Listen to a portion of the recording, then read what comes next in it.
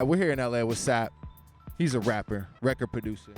He's done records with Mac Miller, Game, Schoolboy Q, Nipsey, Rick Ross, Tyga, Juicy, Meek, Wiz. He's well known for beats like Donald Trump, Watching Movies by Mac, as well as Celebration by The Game. Please welcome Sap. What's up, man? What's cracking, G?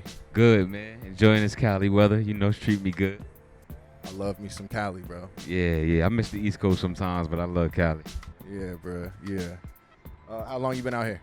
5 years now? 5 years. Five and some change. Probably like it was 5 years in April, so I'm about pushing 6 soon. You know. Absolutely.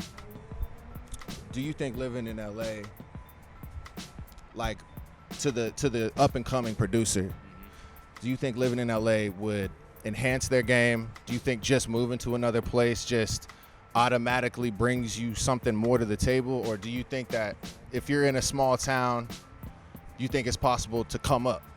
I think it's possible to come up in a small town, like especially if you're in a situation where you're not able to come to a bigger city, maybe financial reasons or family reasons. I think you can still get creative in your hometown. You know what I'm saying? You can still get creative and find artists that's dope in your hometown, build with them.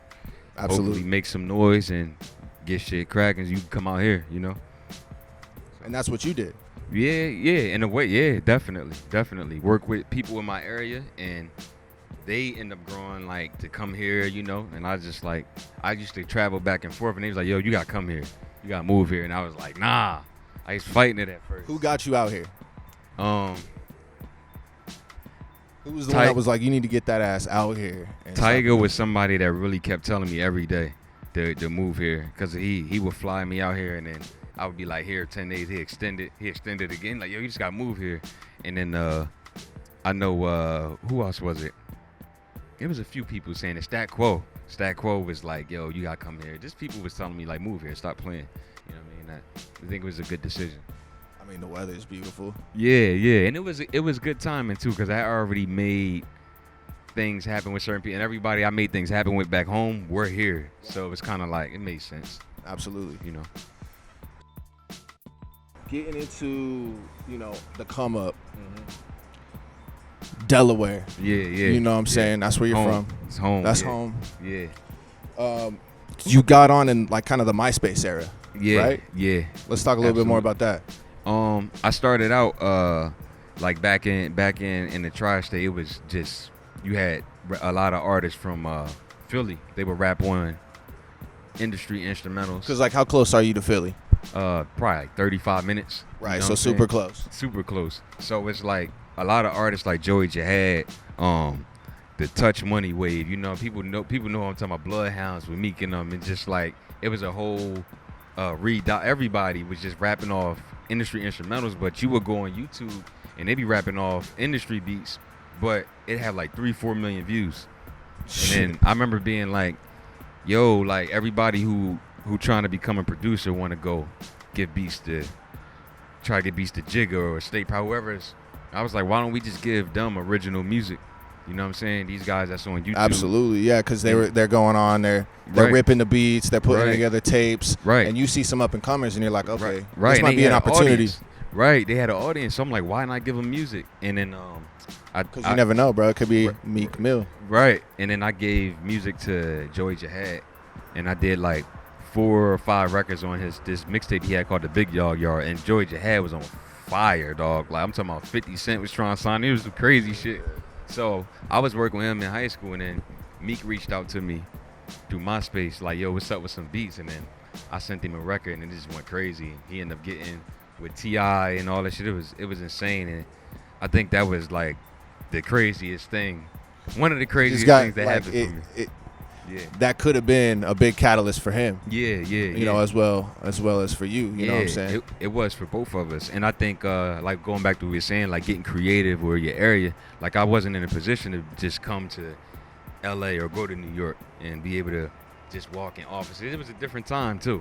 You know what I'm saying? So I think that was the era. And now, it's that was kind of like the start of, like, music being instantaneous, bro. Like Right. music being like this type of thing where it's like I put together this fire ass beat, I put it on my motherfucking page. Right. Somebody heard it. Right. And now I can send them an email with the beat. Right, You know what right, I'm saying? That was right. like the start of Yeah. that shit, right? Exactly. Yeah. That was like the era where it was still in the street. Like you still had mixtapes and hard copies and shit like that. Right. But it still was. The internet was like MySpace was becoming a thing. Like this was like Soulja Boy era. Yeah, You know bro. what I'm What was saying? that, like 07, Yeah. 08 and shit. Yeah, so it's just like that was when the record came out. I did with Meek. It's called "In My Bag." And In My by Bag. the way, shout out to Meek was saying "In My Bag" in 2008. You know what I'm saying? That's crazy. That's crazy. So he did a record called "In My Bag" on my record, and it was just another. It was a different thing because how he came up, it was so unique. You had never seen it. It was usually through a label or something like that, and we didn't totally have the independent like internet wave yet. So he kind of like was on the cover of both. It was wild. It was crazy to see. You know what I Yeah, mean? the internet wave. Oh man, the internet wave is That shit insane. fucking changed everything. Everything. It changed how people view music. I think too. You know? What you think about that? Like instantaneous. Like, Mhm. do you think like the consumer is fickle? Do you think that they still appreciate good art? You know, when they hear it, or do you think this like because you know the songs are getting shorter? Right. You notice like everything's just quick now. Right. What you think about that? And how it impacts music? I think you have some artists. I mean, you have some fans that are fickle. Or a lot of fans are fickle because it's like they're spoiled. Like music is coming out like crazy, so they like Every Friday, there's like 5 hot new fucking projects dropping. right.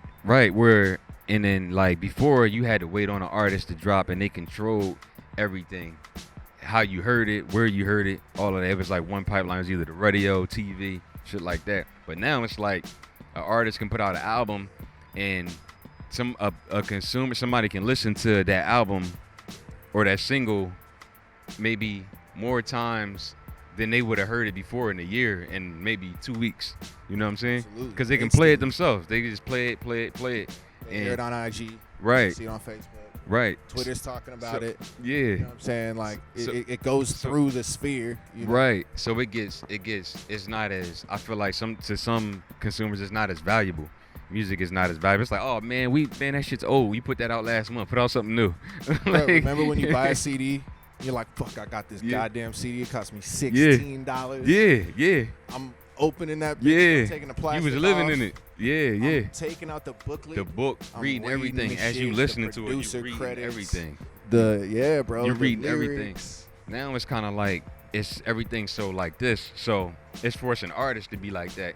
And I think that can affect the quality because a lot of people are playing the numbers game and I got to put out music fast. But then you got the other fans that do appreciate quality and And want. when you say quality, like when you're as a beat maker, bro, Mhm. I know that you have pressures to use like maybe like trap drums on everything. Yeah. And like just like a little simple little 4-bell Right. melody. Or, Right. you know what I mean? Like Yeah. I'm sure that there's pressure to do that, but what keeps you true to your art? You know what I'm saying? What Um, keeps you within your lane, bro? Man, I think just being fortunate enough to come in contact with artists that appreciates the music that I make, you know what I mean? And it just keep me going. Like if I try something different, they love it. It just keeps me trying different shit, you know what I mean? Rather than being, I think it's all like your direction too. Like sometimes it's people out there, like I know a lot of people feel like they pressure to follow the trend, but it's people out there that's looking for different shit. Just like you, it's like artists are looking for producers who different. You know what I mean? I'm pretty sure Right, the artists that's like, true. damn. That's why fuck. I'm Yeah. so tired of like the same beat Yeah, exactly. over and Exactly. over and over again, man. I need Exactly. something new. Like I need something fresh. Exactly. So I think it's a lane for everything now. I mean, it can be obsolete. It can be you can have more things than the other thing, but I think there's still a lane for everything. Like whether it's street rap, whether it's like you in the college lane, you know what I'm saying? You want some straight up hippie shit. Especially now, bro. Yeah, You know, yeah. I mean, look at like shit. You look at like a Pusha T, and then you look at like Tyler the Creator. Right. You know what I'm saying? Then you How got a those Childish are com- Gambino. That's what You know what I'm saying? completely different artists, but all within hip hop and all you know dope. What I'm saying? Yeah, all dope as fuck. Bro. Super talented individuals. Yeah, you know what I'm saying? and that's what I tell people. Like, you don't gotta go with the wave. You know, you gotta create. I just know the biggest things, me personally, that happened for me was going outside the box. Even with the Meek record, if you hear that Meek record I did in '08, that beat pattern and just how it was. I mean, now it's kind of like, you know, of course it's, you know, I'm sure it was like a longer song too back then, right? Yeah, and you know, it's for that time that was people didn't hear that. That's what kind of made it crazy. And his flow was unique as fuck. You had never heard nobody rap like that. We were just talking about his flow. Yeah. You know, I just like love how he be just yelling on records, bro. And that was like the first thing that I noticed about that motherfucker. I was like, this dude is aggressive, and I fuck with it. Yo, he just had such a different style though. It was like, it was East Coast, but it had a draw to it where you can tell people in the South would love it. People all over would love it. It just didn't sound like it was just for the East Coast. You know what I mean? Had a universal sound, bro. For real. He was rapping on any type of beat. He was, whether that be like a trappy kind of beat or like a sample style beat, like East Coast, like boom bap type shit. Like he's got a range. Yeah, you know what I'm saying? And he was hungry. And I feel like with that record, that started a lot, especially in my area, like with the styles and all that. Like it's a certain sound now. Like me and a lot of it's a lot of, like, you got a few produced mics on a lot of shit. But I think y'all influenced that sound because that Jalil, was, you know what I'm saying? Now when we look back, we could say that might have been a catalyst to like that whole that scene bounce over there. You know what I'm saying? That bounce scene. I love it, man. And then you look at like working with Mac, doing something like Donald Trump. That was like another beat I feel like where I was just trying to go left field. We both were like, you know what I mean? And when we were just talking about earlier, bro, like that arguably might have been the record. Yeah. You know, that might have been the record that like kind of started the whole explosion. You know what I'm saying? It was crazy. And the thing, wasn't even chasing that. It was just making good music. What was the process? So like y'all were in the studio cooking that up together, right? Or did you cook that up separately and then you showed it to him? No, I made it on the spot, and he wrote the record on the spot, like right there, like that. The first time we ever met, I never even had met him before. We talked over the phone, I think, one time.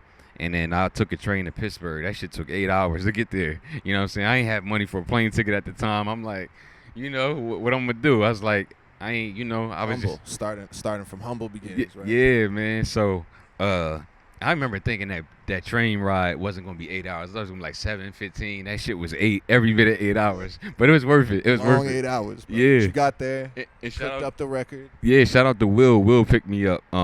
Willie Whips, yeah. Okay. Yeah, he picked me up. Picked me up in the Volvo. He was like, yeah, let me go to the studio, man. Excited to work, man. Best day ever is almost done. They need like 1 or 2 more songs. And then so that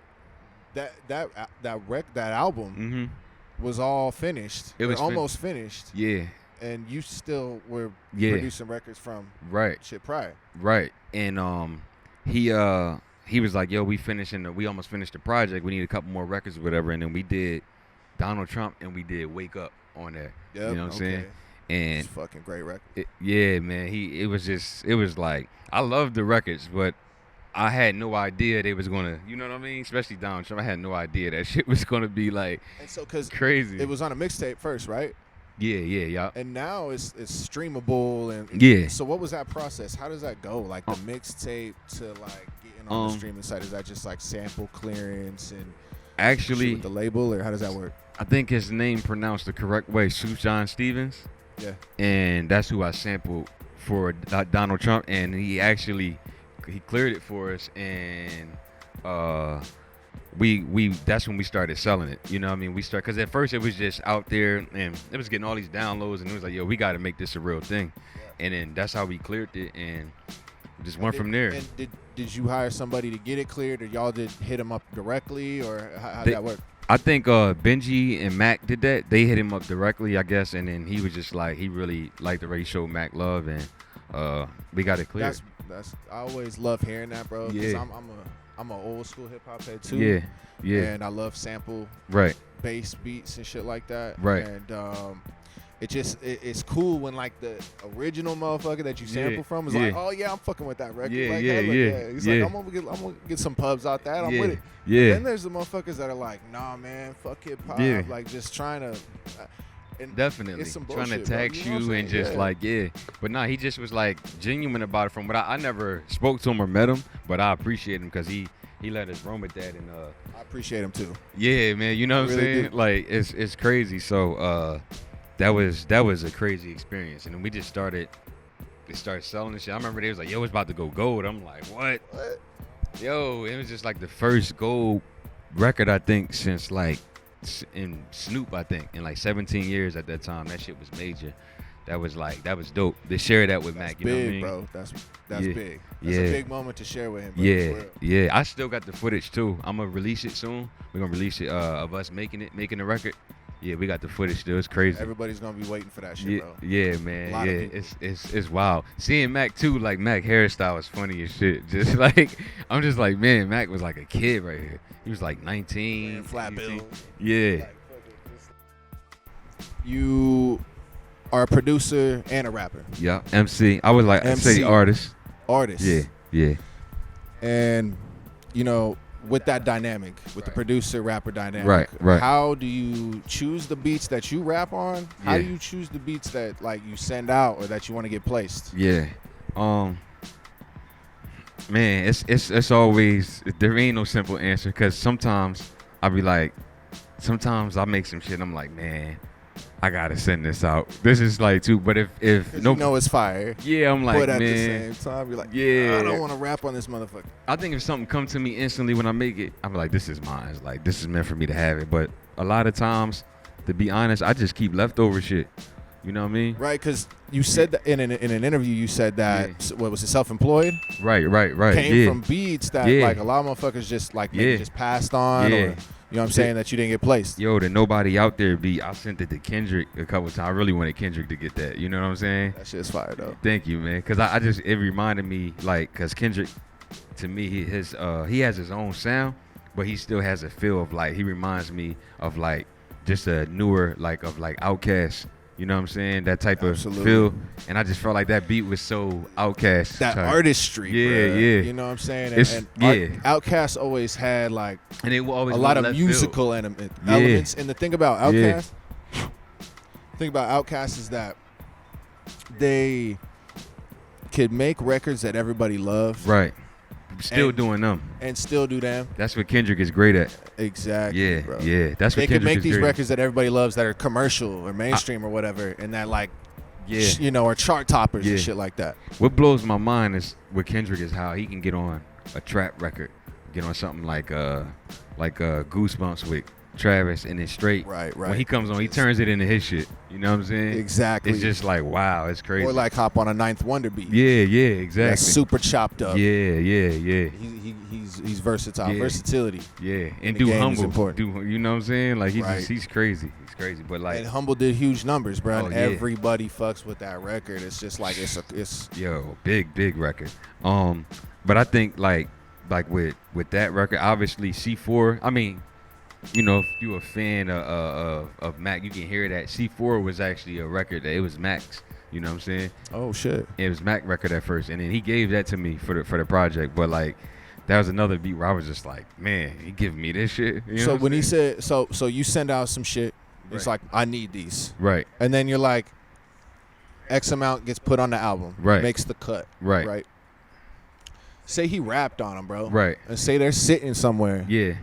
Is that a difficult thing when it's like, bro, but you didn't put the record on an album, like, or does he just keep it, or does he just, like you said, he gave it back to you? Yeah, it was just like a thing where we was making so much music together. Like me and Mac probably got, I'm sure we got more than an album or two worth of like shit together that he just, because he made so much music. Shit, yeah. So He wanted a lot of options when it Right. came to putting Right. the whole body of work together. huh? right, and he was somebody that he'd go all day, all night, just make music.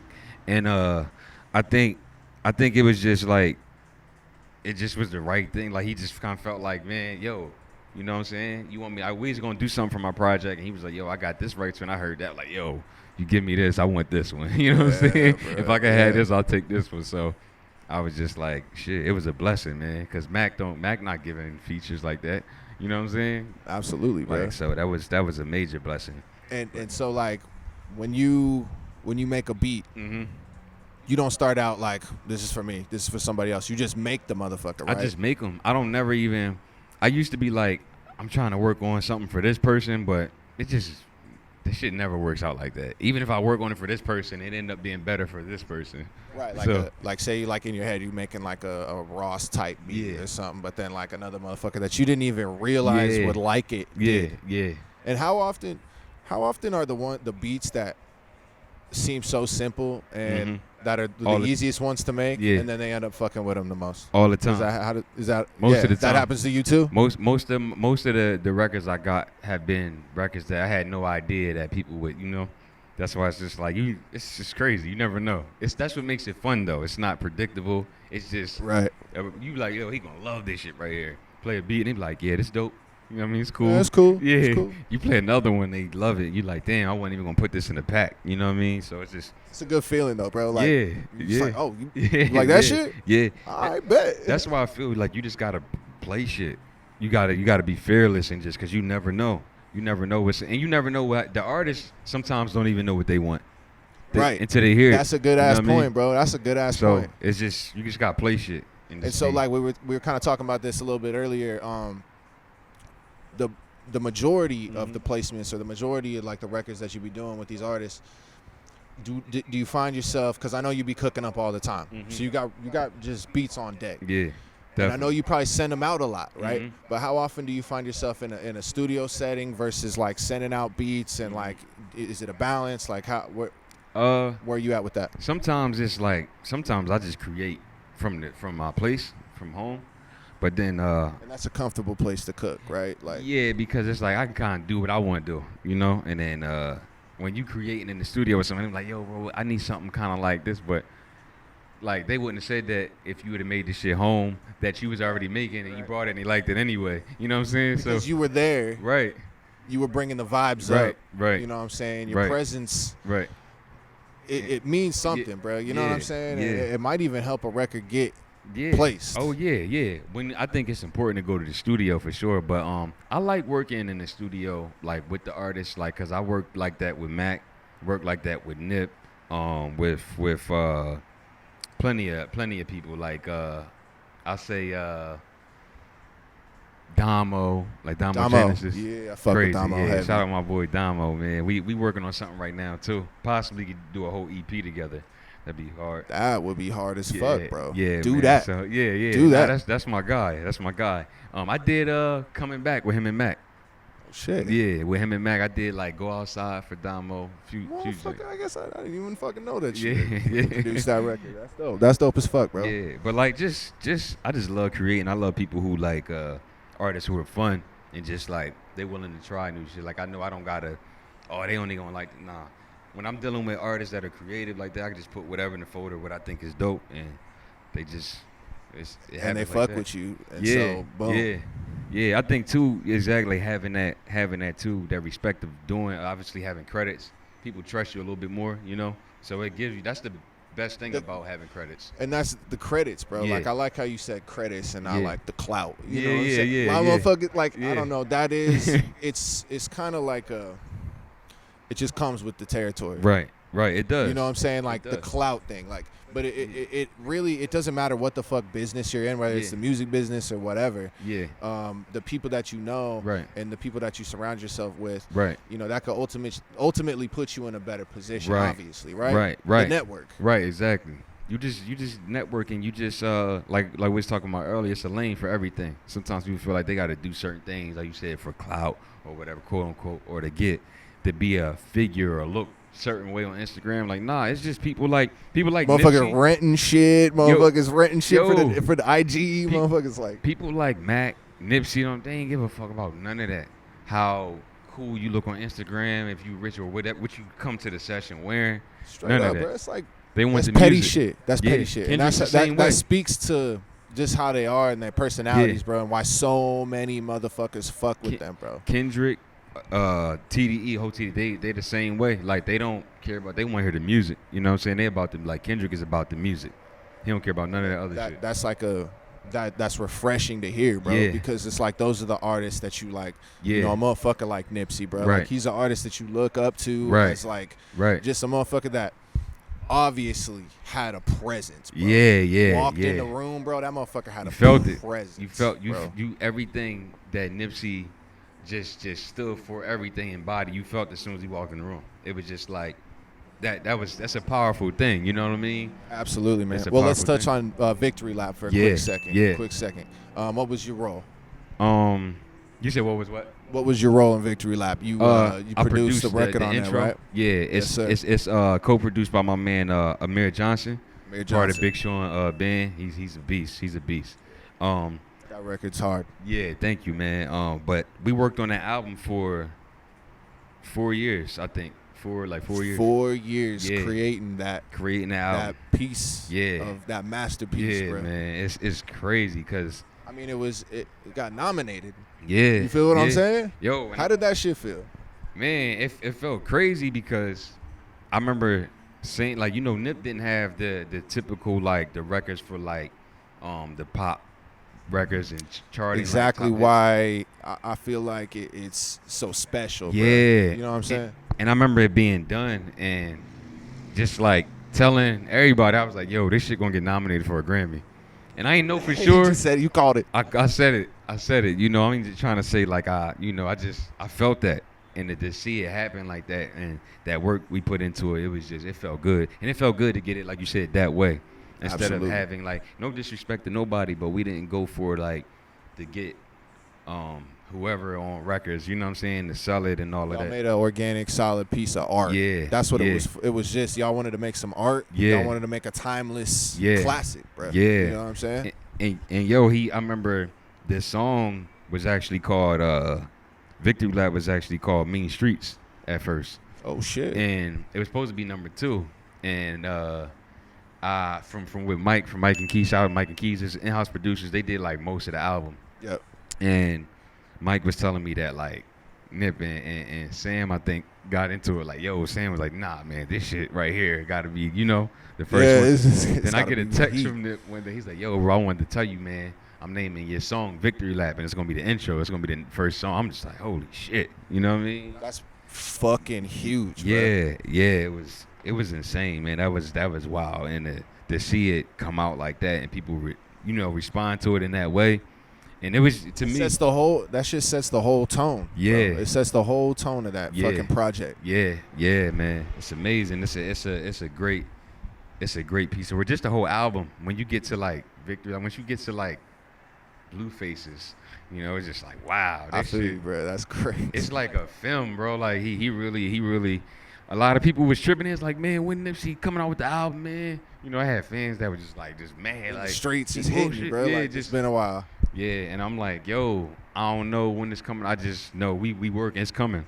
And I guess, like, me being there, I knew it was coming. It was a real thing. Like, some people might have thought it was like a facade, or you know what I mean, like something that Some bullshit. yeah, detox or something, like, Some detox shit. you know what I'm saying? No disrespect to Dre, but something No, that bro, something that absolutely. people want, and they think like people are like, it ain't gonna come out like Dre. I feel like Dre was just kind of like, And we got Compton, which was a yeah, that shit. yeah, for sure. But That was a great fucking project.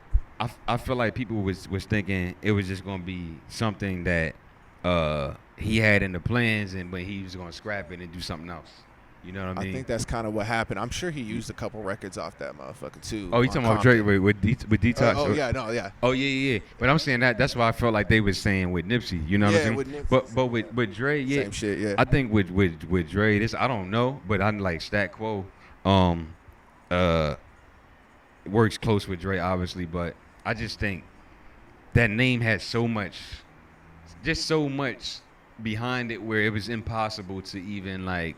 It's powerful. It's just saying it, bro. It's fucking Yeah, powerful. it's- you know what I'm it's- saying? And then even now, after Yeah. what No- has been created from it, No matter how incredible Detox would have been, I feel like people still, you can't make nobody happy just because they so many fans that Can't, wanted bro. that wanted to sound like Crying 2001, shit like that. So it was just like, and at that point, there was probably so much Yeah, fucking yeah. hype, bro. Yeah. It was just like, man, I Yeah. don't even want to. yeah, it's just like, It's just, people. Dre's still a GOAT, always will be. Oh, you know, nah. And I think that he knows that, you know what I'm saying? He was just like, you know what, bro? My legacy is solidified. I make music. I still got my hands in a lot of shit. You know? I just think fans gotta. That's what the thing I love, the idea, because I just think it's different now. It don't even have nothing to do with like Dre being like, and we know Dre's the greatest, but I think it's like the fans these days, like if it's something, people, if they hear about something before it comes out, they already got in their mind how this shit is supposed to be, and it better not be no other way or real fuck talk. It. You know what I'm saying? Marketing is different now. Yeah. I'm almost like everybody should just drop. That's why I love that concept, because nobody has this thing of what it should be. It's like preconceived notions of what it's supposed to sound like, what it's supposed to look like. And Exactly. that's true, bro. And just dropping shit, it might be the way, bro. Things have changed. Yeah. Remember, like these long ass, drawn out campaigns to release one project. Shit's changing. Shit is definitely changing. I think you definitely gotta move with the time, but still, like, you still gotta be in control. You know what I mean? But it's just like, it's just different, man. But I think Nip did it. That's another thing too. How Nip did it, man. It was just like the closest I ever seen it to how things used to be in this time, and he pulled it off. He did it. It's like, it's a big deal, bro. Yeah. It's a big deal that you were part of that, bro. Yeah. That's some epic hip hop shit, bro. His marketing too was crazy. I just look up to him in his entrepreneurial endeavors fucking much, and his impact that he had on his community, bro. And it's just like something that inspires me, and I admire the fuck out of that. Right. And I want to be that kind of businessman, bro. Yeah, like, that's me too. who I want to be. I think like everybody in hip hop, like especially and it's like looked up to me. I mean, it's people that's been around forever saying they got things from him. It's crazy. We was definitely, it was a blessing. OGs getting gems from him and shit. Yeah, man. It was a blessing. He really he had a purpose, and he figured that out and knew what it was and fulfilled it. You know what I'm saying? In my opinion, he did it. You know what I'm saying? So absolutely. Yeah. Absolutely. Yeah. So that's, rest in peace, Nip, man. It's just crazy. Rest in peace, Nip. All right, man. So you produced one of my favorite all-time game records, The Celebration. That's love, yeah. That was a big record for me. And we were talking a little bit about sampling and how that's like from the first of the month, obviously, right? But when you put together that record, did you sample the first of the month, or did you interpolate the sounds with the synths, or how'd you put that together? I sampled first of the month. I actually ripped like a loop. It's a loop. Bone Thugs is one of my favorite groups of all time. Mine as well. Coming up as a kid, I love Bone. So I remember listening to the instrumentals, and then I heard the break where it was no drum. I was like, oh shit, you know what I mean? And then I was like, the other parts I can just kind of like take the beat and filter it. Take the, you know what I'm saying? So that's how you get the all that other shit in there, and just try to make it new. And I knew I had to do it justice because I love Bone, and I knew that's a classic, and I know you couldn't just play with that. And I sent it to quick story on that, how it came about. I had a single with Game. It was him, Wayne, and Cool and Dre had an artist named Don Tripp. Yep. And it was called 5. Game ended up putting it on one of his mixtapes, and that was a single at first. Then it was like, yo, he ain't using it no more, and I'm like, fuck. Then I love that fucking record. Yeah. And then I'm like, I just keep sending music. Then I sent Celebration, and then Dre from Cool and Dre calls me. He's like, yo, this is why I tell you to keep sending music. He's like, yo, Game got a record on your beat, and it's gonna be a single, dog. It's him, Chris Brown, Wayne, Wiz, Tiger. I'm just like, shit. He's like telling you who's all stacked up on that record, and you're like, shit. I just couldn't believe it. It's unbelievable. All them people on one record. And then when I heard it, I was just like, wow. Did you know that was like a single kind of record when you sent it to him? Did you kind of have that feeling, or did it just come out of left field? I knew it was something. Like, honestly, I had Trey Songz in mind at first. I wanted to give it to Trey, send it to Trey Songz, and because I thought it could be like a dope R&B record, but they had that vibe though. You know what I'm saying? It really could have. Yeah, but they did it justice. When I remember hearing it, they flew me to LA, and then I heard this shit. I was just like, wow. Like, then hearing it, that was the first time I heard, like, my boy flew out with me too. They flew him out and shit. He had a room right next to my hotel. And he banging on it. He's like, yo, nigga, this shit out. You know what I'm saying? Like, yo, we go in the rental, we hearing it on the radio. It was like a great feeling. That was like my shit first. was everywhere, bro. Yeah. Like hearing your shit on the radio in LA was different. You know what I'm saying? So, but yeah, that was a dope record. And that built, and then Game didn't even meet me yet. I seen him in the studio. So you sent it out. I sent it out. Put it out. Yeah, he put it out. Marketed it, got the features, everything. Didn't even meet me yet. So I seen him. So Dre was like, yo, you want to come play some beats for Game? He about to close out Jesus Piece. And I'm like, yeah. So I go there to the studio and I play him some shit. And I play him a couple beats. I was like, yo, I did Celebration. You did Celebration. We on. So I played him a couple. He like, yeah, it's cool. Then I played Holy Water. You know what I'm saying? Then the whole session was just like, they went crazy. It was Jesus Piece. Yeah. Love that album. Yeah, it's a great album. Love that record. Great album. Celebrate Holy Water. Holy Water was crazy. That's one of my favorite joints I did, in my personal opinion.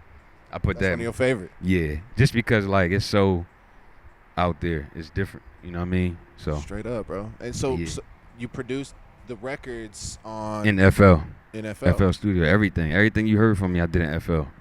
You know what I'm saying? I stick by it. Everybody be like, yo, you should try this. Like, nah, I'm in too deep. And that, I'm in too deep. Bro, as a producer, man, I had a motherfucker like, yo. It's like asking somebody to change their barber that they love.